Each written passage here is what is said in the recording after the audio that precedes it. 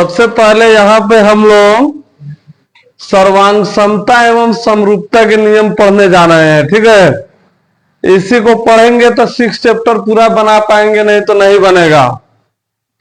तो सबसे पहले हम लोग सीख लेते हैं सर्वांग समता क्या है और समरूपता क्या है ना। तो उसके बाद में इसका नियम तुम लोगों को हम बताते हैं। देखो, सर्वांग समता का मतलब होता है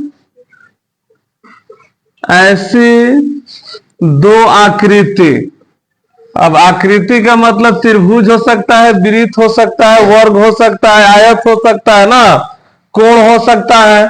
तो दो गो अलग अलग ऐसी आकृति होगा, ऐसी दो आकृति जो आपस में बराबर हो ना, यानी कि जिसका भुजा कोण ये सब क्या होगा, बराबर हो, तो उसे हम लोग क्या कहेंगे, सर्वांगसम कहेंगे। यानी कि मान लो एगो त्रिभुज हम यहां पे बना रहे हैं,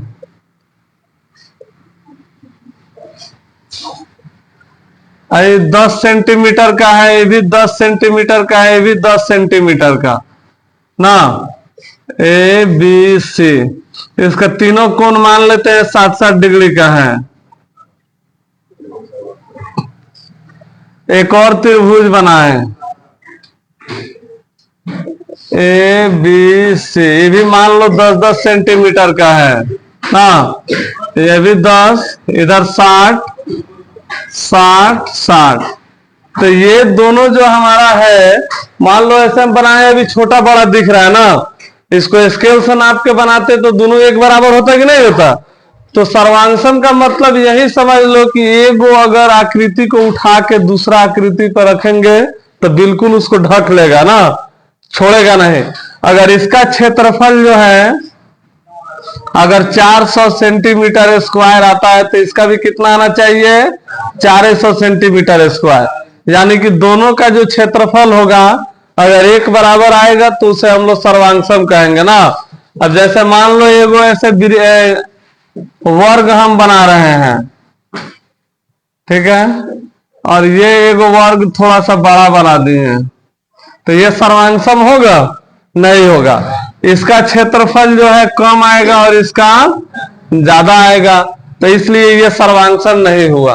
तो सर्वांगसम में याद रखना है कि कोई भी दो आकृति हो, दोनों का सब कुछ एक बराबर हो, उसे हम लोग सर्वांगसम कहेंगे। यानी कि एक जैसा तो दिखबे करेगा लेकिन सब कुछ एकदम बराबर हो, सब बराबर आ जाएगा तो सर्वांगसम है। उसके बाद हम लोग देखते हैं समरूपता। समरूप का मतलब क्या होता है, सर्वांगसम ही लिख देते हैं, सर्वांगसम समरूप। समरूप में है ऐसी दो आकृति, ऐसी दो आकृतियां जो एक दूसरे से बड़ा या छोटा हो सकता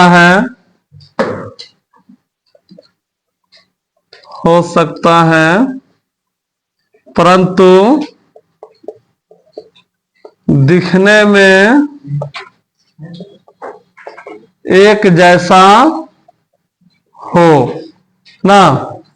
यानी कि ये छोटा बड़ा हो सकता है एक दूसरे से, लेकिन जब इसको हम लोग देखेंगे ध्यान से तो बिल्कुल दोनों एक ही जैसा दिखाई देगा ना, बढ़ जैसे बड़े।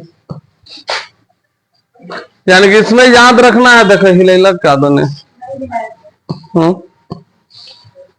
इसमें याद रखना है हम लोगों को कि बड़ा छोटा हो सकता है लेकिन दोनों क्या होगा, बिल्कुल एक जैसा। अब जैसे देखो यहां पे एक हम त्रिभुज बनाते हैं,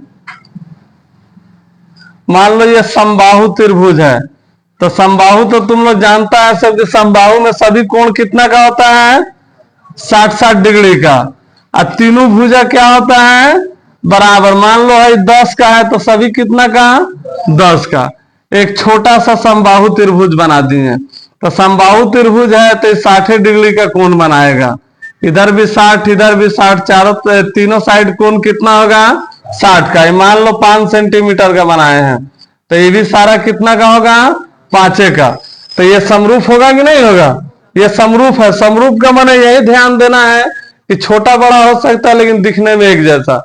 जैसे समझ लो ताजमहल है, ताजमहल का फोटो हम अपने मोबाइल में खींच लिए, ठीक है, मोबाइल में ताजमहल का फोटो खींच लिए हैं, तो ताजमहल का फोटो मोबाइल में देखें या जाकर वहां पे हकीकत में देखें, तो जैसा रियल में दिखेगा वैसा ही मोबाइलों में दिखेगा। फर्क यही है, मोबाइलों में छोटा दिखेगा, रियल में बड़ा दिखेगा, तो वो दोनों एक जैसा दिखेगा, क्या कहलाएगा? समरूप। और दुनिया में जितना भी विरीत होता है, विरीत भी सभी समरूप होता है, क्योंकि विरीतो तो एक के खाने में दिखता है कि विरीत टेढ़ बाकुल रहता है, जब तक बिल्कुल सीधा नहीं होगा गोल तो विरीत कहलाएगा। विरीत का मतलब होता है कि इसका एक केंद्र हो, और केंद्र से कहीं भी किनारा पर नापेंगे एक बराबर दूरी आएगा। तो बेहतर चानी बना दीजिए, बेहतर चानी, तो दोनों एक जैसा ना है। या दिमाग में रखना है कि अगर एक फोटो को उठाकर दूसरा में अगर रखे, उसको जूम करें तो इसको पूरी तरह से ढक लेगा, कहीं से दिखने नहीं देगा। तो विरीत तो ही काम कर सकता है। चाहे कोई भी वर्ग हो, मान लो एक वर्ग हम एतचा नहीं बना रहे हैं, एक तो बड़का बना लिए, तो सभी वर्ग जो होता है, वर्ग भी क्या होता है? समरूप होता है ना।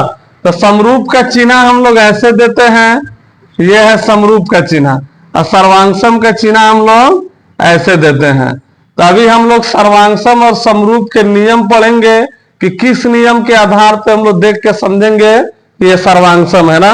तो समरूप के लिए भी नियम वही है, सर्वांशम के लिए भी नियम वही है। पहले ये दो नोट कर लो सब।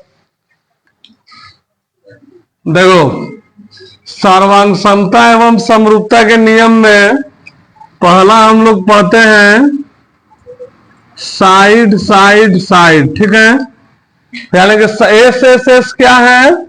साइड माने भुजा, ही तो तुम लोग मालूम है ना। तो इसीलिए हम लोग भुजा भुजा भुजा लिखे या एस एस एस लिखे। तो हम लोग हिंदी मीडियम में पढ़ रहे हैं अभी, तो हिंदी मीडियम में भी इंग्लिश का हम लोग प्रयोग करते हैं, ठीक है। तो इसलिए एस एस एस लिखे, तो इसका मतलब क्या है कि साइड साइड साइड। देखो यहां पे हम लोग क्या देखेंगे, जब दो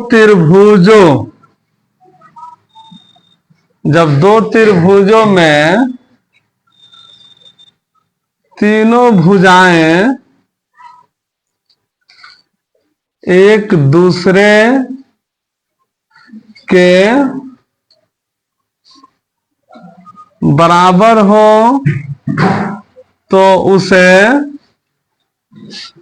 उसे साइड साइड साइड नियम से, इसी को हम लोग कसौटी भी बोलते हैं। हाँ,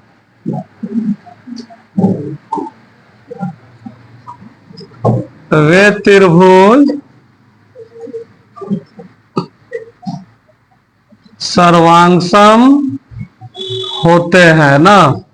देखो ये हो गया हमारा सर्वांशम का। सर्वांशम में क्या है कि एक त्रिभुज के भुज या दूसरा त्रिभुज के एक दूसरे के अगर बराबर निकल जाए तो उसे हम लोग सर्वांशम कहेंगे। जैसे देखो यहां पे एक त्रिभुज हम बना रहे हैं, मान लो 10 सेंटीमीटर का है, 9.5 सेंटीमीटर का है, इसको मान लेते हैं 8.9 सेंटीमीटर का है। अब इसी के जैसा एक और त्रिभुज हम बना रहे हैं, इसमें हम लोगों का ये है 10 सेंटीमीटर का, ठीक है, और इसमें ये है 9 सेंटीमीटर का, और इसमें ये है 8.9 का। ए बी सी, तो ये समरूप है कि नहीं है? समरूप है। अभी नहीं है कि इधर 10 का है तो इधर 10 का होना चाहिए, ठीक है। कौनो भी एक भुजा किधरों से बराबर हो जाए तो उसे हम लोग साइड साइड साइड से, इसको हम लोग सर्वांशम बोलेंगे। जैसे देखो ए बी है, ए बी किसके बराबर है? ए बी बराबर है इसमें बीसी के ना, ए बी बराबर है बीसी के। और एसी किसके बराबर है? ए बी के बराबर है ना, एसी जो है ए बी के बराबर है। और फिर बच गया इसमें बीसी बराबर है इसमें का एसी का, बीसी बराबर है एसी का। यानी कि 3 को भुजा तो हम लोग को बराबर इसमें मिल जा रहा है। अगर मान लो थोड़ा देर के लिए तुम लोग दिमाग लगाओ, अगर ये नाचने वाला रहता, ऐसे नाचता, तो 8.9 नीचे आ जाएगा कि नहीं आ जाएगा? 10 चल जाएगा इधर और 9.5 आ जाएगा इधर। इसको उठा के इस पर रखेंगे तो ढक लेगा कि नहीं ढक लेगा? हम लोग हाथ से बनाए हैं तो टेढ़ मेढ़ दिख रहा है, तो छोट दिख रहा है, बड़ दिख रहा है ना। तो जब ऐसे भी मिल जाए तो इसको हम लोग क्या कहेंगे? सर्वांगसम कहेंगे। सर्वांगसम अभी नीचे समरूप का बता रहे हैं तुम लोगों को। या मान लो इधर उधर हम लिख दिए, अगर ऐसे लिख देते हैं इधर 10, 8, 7, एगो इधर बना देते हैं 10, 8, 7, तो ये सर्वांगसम है कि नहीं है? ये भी सर्वांगसम है। 10 का है इसमें, तो इसमें ये 10 का है। रुको तुम लोग वहीं पे। इसमें 7 का है, तो इसमें कौन 7 का है? ये 7 का है ना। और इसमें ये 8 का है, तो इसमें ये भी क्या है? 8 का। ये को डैश दिए हैं कि मालूम चलेगा ये बराबर है। मान लो इसका नाम रख दे रहे हैं PQR, इसका नाम रख दिए XYZ। जब इसको हम लोग बनाएंगे तो क्या लिखेंगे कि PQ बराबर है XY के, QR बराबर है YZ के, और PR बराबर है XZ के ना। तो ये सर्वांगसम है कि नहीं है? ये भी हमारा सर्वांगसम है। तो सर्वांगसम में हम लोग क्या देख लेना कि तीनों भुजा बराबर। अगर 2 को बराबर है, 1 को बराबर नहीं है, तो सर्वांगसम नहीं कहलाएगा। जैसे देखो अब एग्जाम्पल में तुम लोग है सारा नहीं उतारना, सब ये को उतार लेगा, सब काम चल जाएगा। अब मान लो एगो ऐसे त्रिभुज हम बना रहे हैं। त्रिभुज केहूंगा रहे टेढ़ बाकुन, 3 को कोण रहना चाहिए। तो 3 को कोण रहेगा तो 3 को ना भुजा रहेगा ना। अभी खाली हम लोग भुजा पे चल रहे हैं। कहीं बार क्या है कि त्रिभुज जो है भुजा पे भी रहता है और कोण पे भी रहता है ना। खाली भुजा कभी दे देगा, कभी कोण का माप देता है। मान लो ये 10 का है, 7 का है, 8 का है। एगो त्रिभुज इधर ऐसे बना दे रहे हैं। इसमें मान लो ये 10 सेंटीमीटर का है, ये 8 का है, ये 7.5 का है। तो ये सर्वांगसम होगा? तनिषा का फर्क है तो सर्वांगसम नहीं कह देंगे? नहीं कहेंगे, कहे कि तीनों बराबर ना होना चाहिए। हई 2 को तो मिल जाएगा, लेकिन हई तो दोनों छोटा बड़ा ना पड़ जा रहा है, तो ये सर्वांगसम नहीं होगा। अब हम लोग यहाँ पे साथ साथ लिखे हैं, सर्वांगसम के साथ समरूप भी तो लिखे हैं ना। तो समरूप का भी यही रूल है। देखो साइड साइड साइड ही समरूप का भी रूल है। तो समरूप में अभी हम लोग पढ़े थे, क्या पढ़े थे समरूप में? हाँ, समरूप में जो एक जैसा दिखे ना, छोटा बड़ा हो सकता है। यानी कि समझ लो कि अगर एक फिगर को उठा के दूसरा पे रखे, अगर उसको जूम करेंगे तो पूरा तरह से उसको ढक लेगा, कहीं से बाकी नहीं छोड़े। तो समरूप कैसे देखेंगे हम लोग? यहाँ पे ध्यान से देखो। मान लो है ये वो त्रिभुज है ABC, है हम लोगों का 4 सेंटीमीटर का, इधर है 6 सेंटीमीटर का, इधर मान लेते हैं 8 सेंटीमीटर है। तो अभी सब बराबर दिख रहा है। थोड़ा देर के लिए हम लोग मान लेते हैं, कहीं बनाएंगे तो बड़े छोट ना बनेगा यार। रुक, ऐसे ही बना देते हैं, तनी बड़े छोट करके हैं। मान लो ये 8 सेंटीमीटर का है, ठीक है। इसको मान लेते हैं 6 सेंटीमीटर का, और इसको मान लेते हैं 4 सेंटीमीटर का। तो समरूप में बराबर नहीं होगा, बराबर नहीं होता है, बल्कि उसी के जैसा दिखेगा। अब बस दिमाग में रखेंगे, अगर उसको उठा के यहाँ पर रख दीजिए कोनवा पर से, जूम करेंगे, फोटो हुआ तो जूम करता है सब मोबाइल में, तो ये पूरा तरह से ढक लेगा। एगो बना रहे हैं 4 सेंटीमीटर, 3 सेंटीमीटर, 2 सेंटीमीटर। देखो ABC PQR, तो ये समरूप है, ये समरूप है। देखो 4 का 2 गुना है 8, यानी कि इसको जब बनाएगा सब ना, जब समरूप की जांच करेगा सब, तो एक बराबर आ जाना चाहिए, चाहे कौनो के न भी, उससे मतलब नहीं है। जैसे देखो यहाँ पे AB है, AB बटा PQ, जब PQ तुम लोग करेगा सब तो 8/4 कट के कितना आएगा? 2। अच्छा BC है बटा QR जब करेगा सर तो ये कितना है? 4/2 कट के आ जाएगा 2। ये AC है, AC बटा PR, ये कट के कितना आ जाएगा, ये 6/3 है, AC 6 है ना है, अब PR 3 है तो कितना आ गया 2। तो इसका मतलब हम लोग को ये पता चल रहा है कि त्रिभुज का क्या है, दुगुना है ना। यानी कि त्रिभुज को उठा के धीरे से यहाँ पे रखेंगे तो जरूर है कि इतना बड़ा बनेगा ना, इसी पे आएगा। और जब इसको जूम करेंगे तो हई बढ़ते बढ़ते जाएगा, इसको ढक लेगा, हई यहाँ तक है, बढ़ते बढ़ते इसको ढक लेगा और ये इसको ढक लेगा। अब इसमें भी नहीं है कि हई इधर है तो ये इधर होना चाहिए, देखो। तो इसको हम लोग तो समरूप कह सकते हैं ना। मान लो अगर हम लोगों का फोटो ऐसे दे दे,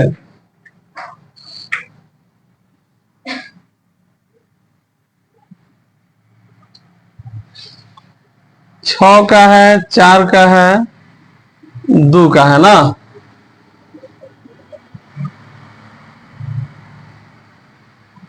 आठ 12 4 बताओ सब तो है ना, 8 12 2 दूनी 4, हाँ ठीक है 4 है। तो ये समरूप है, ये भी समरूप है। अभी नहीं है कि है ने 2 है तो एक 2 के दुगुना 4, 4 के दुगुना 8 है, 6 के दुगुना 12। तो मान लो इसमें भी अगर ABCD दिया हुआ है XYZ PQR, तो इसको भी हम लोग क्या लिख देंगे, इसी तरह लिख देंगे। अच्छा मान लो अगर कहीं पहले नानकी के लिख दो तुम लोग XY, तब बटा में क्या रखेगा सर, QR ना। तो 2/4 तो कट के कितना आ गया 1/2।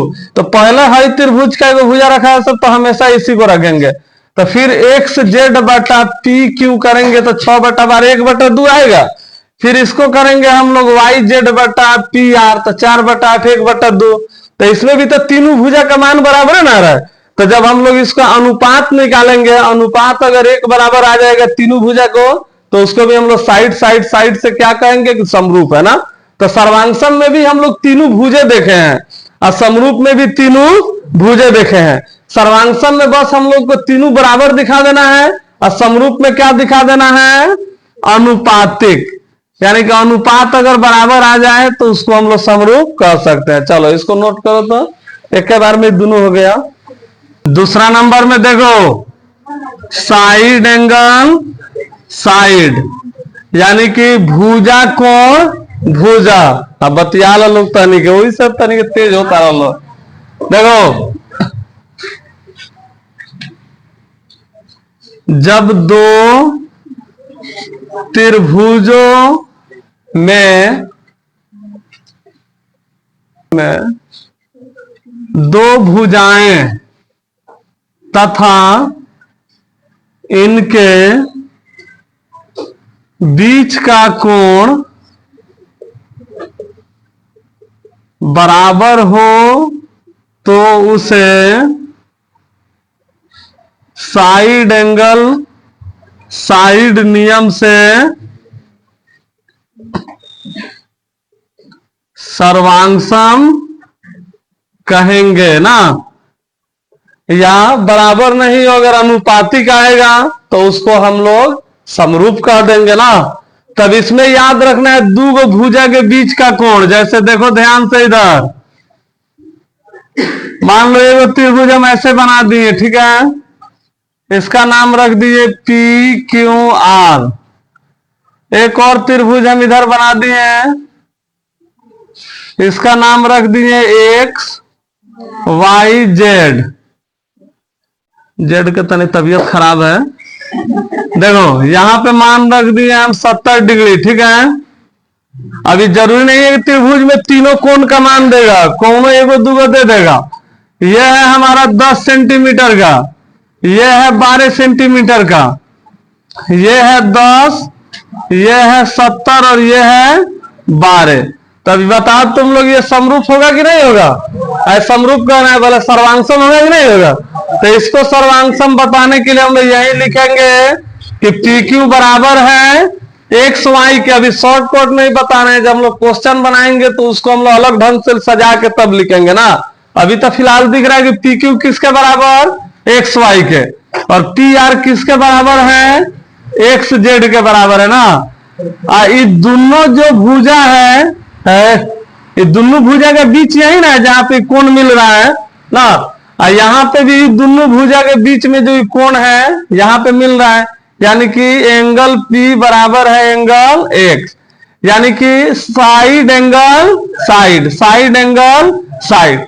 तो जब भी दोनों भुजा के बीच में कोण मिल जाए तो उसे हम लोग क्या कहेंगे, सर्वांशम कह सकते हैं। या मान लो अगर ऐसे दे देता यही फिगर हम लोगों का सर्वांशम, अगर मान लो यही फिगर हम लोग का ऐसे रहता पी क्यू आर, यहां पे है ये 10 सेंटीमीटर, ये है 10 सेंटीमीटर, ये है 70, ठीक है।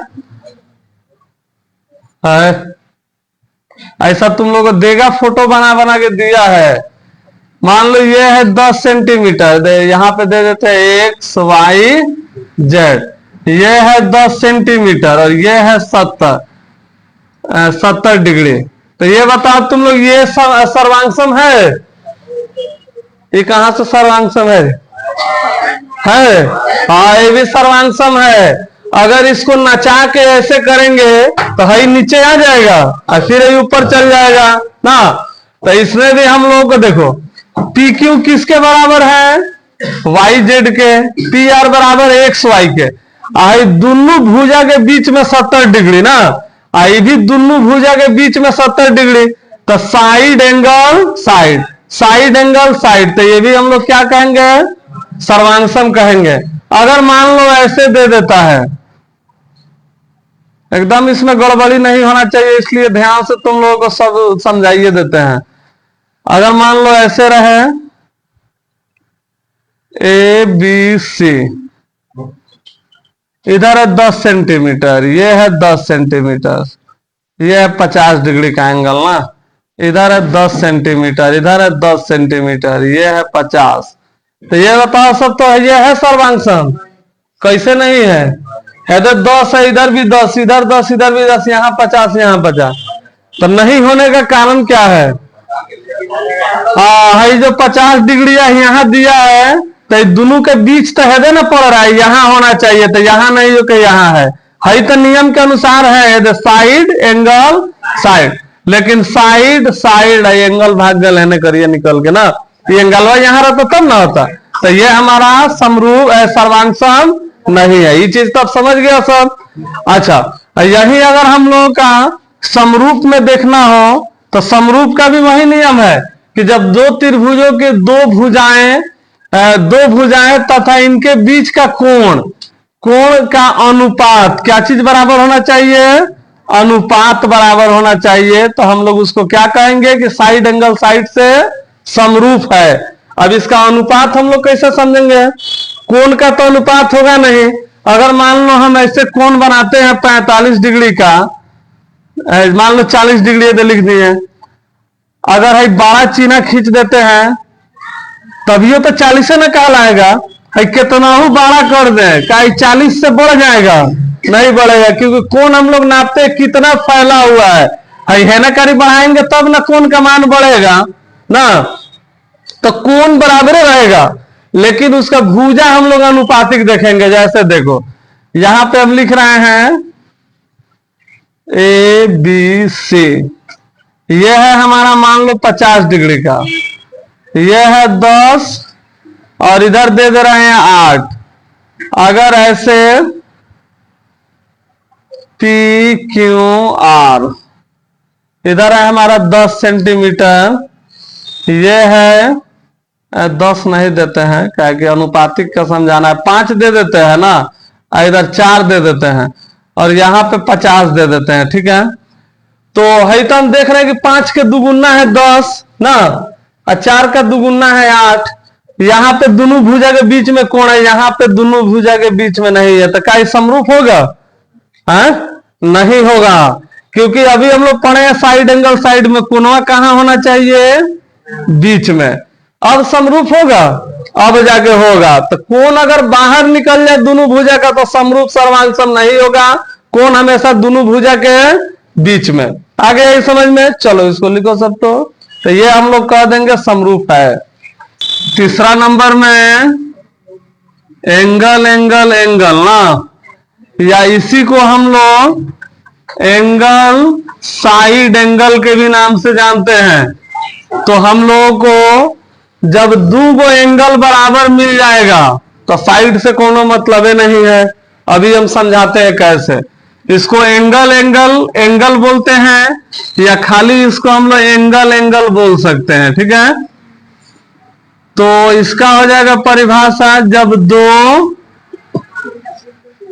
त्रिभुजों में दो कोण एक दूसरे के बराबर हो तो उसे एंगल एंगल एंगल एंगल नियम से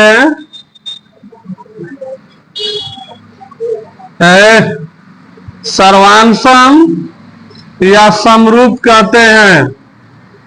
अब इसमें क्या है कि समरूप भी कहला जाएगा या सर्वांशम भी कहला जाएगा, ठीक है। कहे कि कौन जो है अच्छा देखो, तो यहां पे हम लोग जैसे फोटो बनाते हैं, एक त्रिभुज ऐसे ले लिए। अब इसमें हम लोग को भुजा से कोई मतलब नहीं है कि इसका भुजा कितना का है, ठीक है। अभी क्या बोले हैं कि सर्वांशम देखने के लिए एंगल एंगल में तो भुजा का कोई बात थोड़े हो रहा है। अगर यहां पे ये हमारा 70 डिग्री है, ये 60 डिग्री है, इधर मान लो ये हमारा 60 है और ये 70 है, तो क्या ये सर्वांशम होगा? बिल्कुल सर्वांशम होगा। इसको हम लोग ऐसे लिख देंगे, एंगल ए जो है बराबर है किसके? एंगल आर के, और एंगल बी जो है बराबर है किसके? एंगल पी के। तो इसमें दुइये को देख के हम क्यों कह दिए? यहाँ पे तो नियम में 3 को लिखे हैं पहले ना, उसके बाद बताएंगे कि 2 होगा तब भी कहेंगे। ऐसा इसलिए क्योंकि ये दुइये को एंगल देख के हम लोग इसको सर्वांशम इसलिए बोल दिए क्योंकि हम लोग को मालूम है कि जब भी त्रिभुज का हम लोग कोई भी कोण ज्ञात करना हो तो 2 तो देता है ना, तीसरे ना निकालना रहता है। तो तीसरा निकालेंगे तो त्रिभुज के तीनों कोणों का योग कितना आता है? तो 180 में से ना बाकी के 2 कोणों जोड़ के निकालेंगे तो कितना हो जाएगा? 85 डिग्री ना होगा, यानी कि 7 6 13, 180 में से 130 जाएगा तो 50, तब ना ये तीनों जोड़ेंगे तो 180 पुगेगा। उसी तरह इसमें भी अगर क्यू निकालेंगे तो क्या लिखेंगे? Angle P plus angle Q plus angle R बराबर 180, यानी कि 180 में से ये दोनों ना घटाएंगे तो ये भी आएगा। तो जितना इसमें सी आएगा उतना ही इसमें क्यू आएगा। तो ये तो तुम लोग समझ गया कि 2 कोण अगर एक बराबर दिखा देंगे दोनों में के तो तीसरा को देखने की जरूरत नहीं है, तीसरा अपने आप बराबर होगा। इसलिए ये 2 एंगल को ही देख के हम लोग इसको सर्वांशम बोल सकते हैं। यहाँ पे समरूप भी लिखे हैं हम लोग। अभी हम बात किए हैं कि भुजा कितना बढ़ा दें, कोण में सिर्फ हम लोग देखते हैं कितना फैला हुआ है। मान लो ये 60 है, ये 70 है, एकदम बड़का बना दिए, 60 का है, 70 का है, तो ये सर्वांशम कहलाएगा? सर्वांशम बिल्कुल नहीं होगा। सर्वांशम में एक बराबर दिखना चाहिए, है तो छोट दिख रहा है, बड़ा दिख रहा है, ये कहलाएगा हमारा समरूप ना। समरूप बड़ा छोटा हो सकता है लेकिन होगा शकल एक खानी होके। अब जैसे मान लो तो ये खूब मेकअप करके फोटो खींच लेंगे टेढ़ करके, जीभ उब निकाल के, जीभ का निकाल के लड़की खींचता है सब ना, तो जीभुआ कोने में निकाल के खींच लगा, कोने मुंह सीधा करके खींच लग, तो समरूप कहलाए? नहीं कहलाएगा। दोनों में जीभ निकालिए देना तो थुथुन सीधा करिए ले, तभी ना समरूप होगा।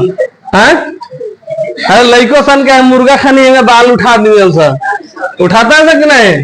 तो मुर्गा खाने उठा के बाल फोटो खींच ले, फिर नॉर्मल झाड़ के खींच ले, तो समरूप कहलाएगा?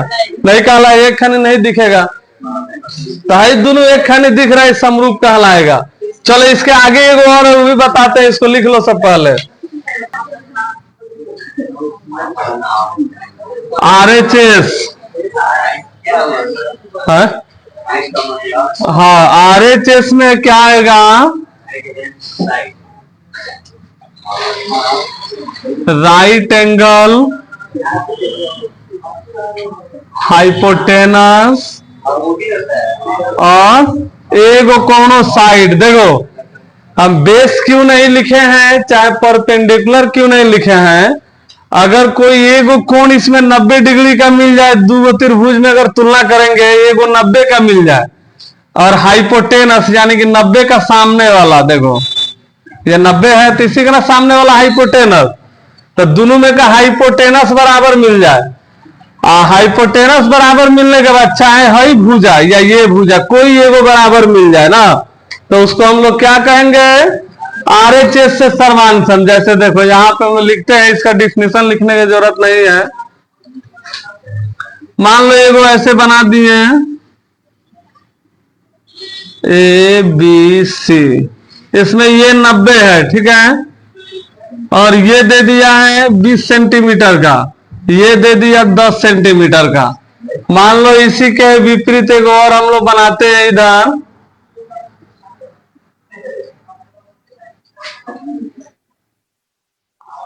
बीस सेंटीमीटर, ये 10 सेंटीमीटर है,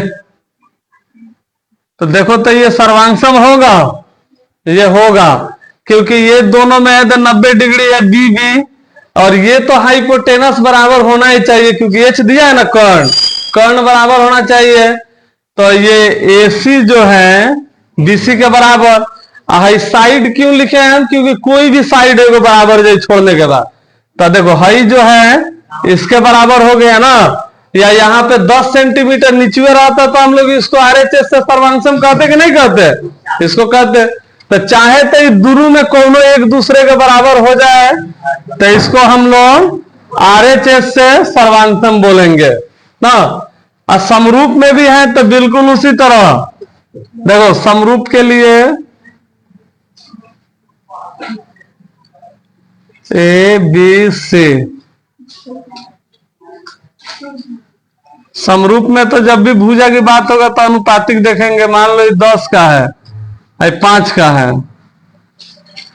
हम लोगों का 6 का, तो है 3 का है, तो बताओ तो इसमें तुम लोग ये समरूप होगा? हाँ ये समरूप होगा, क्योंकि बी और आर बराबर एंगल है 90 डिग्री का, और ये ए बी का अधिया है पी आर और एसी का अधिया है पी क्यू। या हाई 5 हम यहां नहीं लिख के नीचुआ लिख देंगे तो ये समरूप होगा? नहीं होगा, क्योंकि हाइपोटेनस ना हमको चाहिए बराबर 90 का सामने वाला अनुपातिक। अच्छा हाई 3 का है, अगर यहां से हटा के यहां 3 लिख देते हैं तब ये समरूप होगा? होगा, क्योंकि दोनों भुजा में कौनो कौनो के बराबर हो जाए एगो, तो ये समरूप कहलाएगा। चलो लिखो सब तो।